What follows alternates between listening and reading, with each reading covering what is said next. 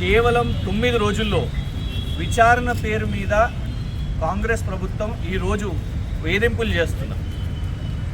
25 సంవత్సరాలు BRS party రజతోత్సవాలు జరుపుకుంటున్న సందర్భంలో వాటిలో పాల్గొనకుండా ఇవాళ పదే పదే నోటీసులు ఇచ్చుకుంటూ మళ్ళొకసారి 23వ తారీఖున రావాలని ఇలా గచ్చిబౌలి పోలీస్ స్టేషన్ వాళ్ళు ఇవాళ 4వసారి మళ్ళీ నోటీస్ ఇచ్చారు.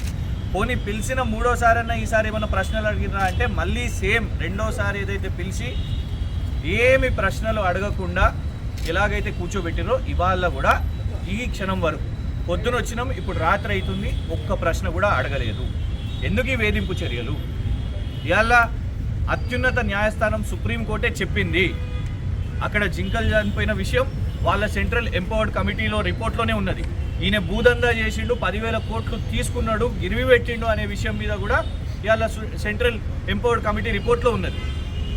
1524 చెట్లను నరికేసిండు. ఇవి ఏవి ఆర్టిఫిషియల్ ఇంటెలిజెన్స్ కాదు కదా. కానీ సుప్రీంకోర్టు ఆయనని వల్ల తప్పు పట్టేసరికి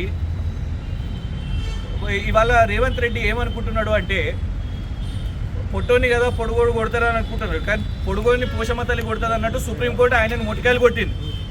ఆయన ఫ్రస్ట్రేషన్ అంతా మా మీద తీస్తున్నాడు.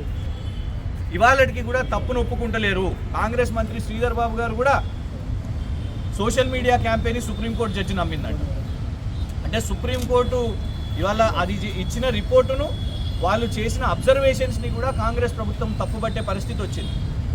ఇవాళ కాంగ్రెస్ మంత్రులు అసలు వాస్తవానికి వాళ్ళ మీద కేసులు పడాలి. తప్పుడు అవాస్తవాలు చెప్తూ ఇవాళ జింకలు చనిపోవడానికి కారణమైంది కాంగ్రెస్ ప్రభుత్వం.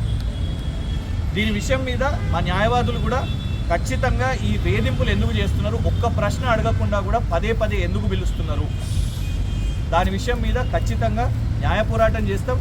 ఈ అనవసరమైన బెదిరింపులకు వేధింపులకు భయపడేది సమస్యనే లేదు. డెఫినెట్గా రేవంత్ రెడ్డి గారి ప్రభుత్వాన్ని ఎదుర్కొంటూనే ఉంటాం. జై తెలంగాణ.